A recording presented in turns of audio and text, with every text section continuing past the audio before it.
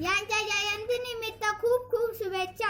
अण्णाभाऊ साठे हे महाराष्ट्राचे एक थोर समाजसुधारक, लेखक व कवी होते व त्यांचा जन्म 1 ऑगस्ट 1920 रोजी सांगली जिल्ह्यात वाटेगाव येथे झाला व त्यांचे पूर्ण नाव तुकाराम भाऊराव साठे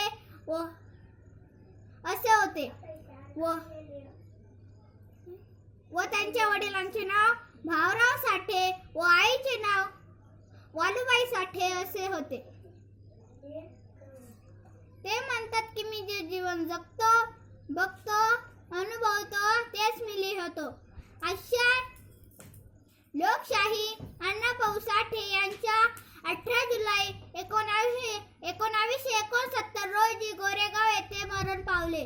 शेवटी मी एवढेच म्हणेन, साहित्यातून ज्यांनी उंचावली उपेक्षितांची मान, त्यांनाच मिळाला रशियातही सन्मान.